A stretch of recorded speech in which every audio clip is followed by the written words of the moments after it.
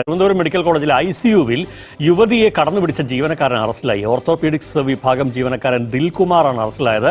ഇയാളെ medical college അധികൃതർ suspend ചെയ്തു. വളരെ ദാരുണമായ ഒരു സംഭവം തന്നെയാണ്. കാരണം കഴിഞ്ഞ വെള്ളിയാഴ്ചയാണ് സംഭവം നടക്കുന്നത്. ഗൈസ് നോക്കൂ, ഇത് റിപ്പോർട്ട് ചെയ്തിരിക്കുന്നത് ഉത്തരേന്ത്യയിലോ ബീഹാറിലോ ഉത്തർപ്രദേശിലോ ഒന്നുമല്ല, നമ്മുടെ നമ്പർ 1 കേരളത്തിലാണ്. ആരോഗ്യമേഖലയിൽ ഒന്നാം നിൽക്കുന്ന കേരളത്തിൽ, ആരോഗ്യമേഖലയിലും ആയുർദൈർഘ്യത്തിലും ഒന്നാമത് നിൽക്കുന്ന നമ്മുടെ കേരളത്തിൽ, തിരുവനന്തപുരം മെഡിക്കൽ കോളേജിലെ ഓർത്തോപീഡിയാട്രിക് വിഭാഗത്തിൽ ഇടുപ്പെല്ലിന് ഓപ്പറേഷൻ കഴിഞ്ഞിരിക്കുന്ന ഒരു യുവതി ICUയിൽ നിരീക്ഷണത്തിൽ കഴിയുന്ന സാഹചര്യം.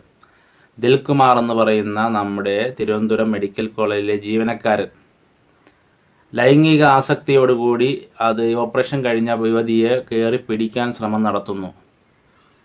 കഴിഞ്ഞ വെള്ളിയാഴ്ചയാണ് ഈ സംഭവം നടക്കുന്നത്. യുവതിയും ബന്ധുക്കൾ വന്നപ്പോൾ യുവതി കാര്യങ്ങളെല്ലാം അവതരിപ്പിക്കുന്നു. അതിനുശേഷം നമ്മുടെ സംഘടനാ നേതാക്കന്മാരെല്ലാവരും ചേർന്ന് ഇതിനെ ഒന്ന് ഒതുക്കി തീർക്കാൻ, അദ്ദേഹത്തിന് തെറ്റുപറ്റിയതാണ്, ഇതൊക്കെ ഒന്ന് ഒതുക്കി തീർക്കാനുള്ള ശ്രമങ്ങളെല്ലാം അണിയറയിൽ നടന്നിട്ടുണ്ട്.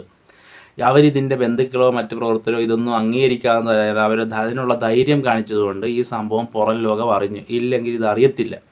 ഈ ദിൽകുമാർ എന്ന് പറയുന്ന ഇവൻ ഇതിക്കു മുമ്പ് ഇതേ രീതിയിലുള്ള പ്രവർത്തനങ്ങൾ നടത്തിയിട്ടുണ്ടോ, അല്ലെങ്കിൽ എത്രയോ നിരാലംബരായ പെൺകുട്ടികളെ അല്ലെങ്കിൽ എത്രയോ പാവപ്പെട്ട പെൺകുട്ടികളെ ഇതേ രീതിയിൽ ഇവൻ ഉപയോഗിച്ചിട്ടുണ്ടോ എന്നാണ് ഇനി അന്വേഷിക്കേണ്ടത്.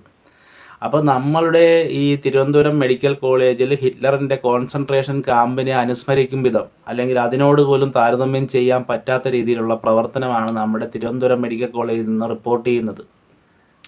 മനുഷ്യൻ്റെ മനസാക്ഷിയെ ഞെട്ടിക്കുന്ന നമ്പർ 1 കേരളത്തിൽ, നമ്പർ 1 ആരോഗ്യ മേഖലയിൽ ഇങ്ങനെയുള്ള ഒരു വാർത്ത വരുന്നത്, തീരാക്കളങ്കം തീർത്ത ഈ ദിൽജിത്ത് കുമാറിനെ ഇപ്പോൾ സസ്പെൻഡ് ചെയ്തിരിക്കുന്ന ഒരു വാർത്തയാണ് വന്നിരിക്കുന്നത്.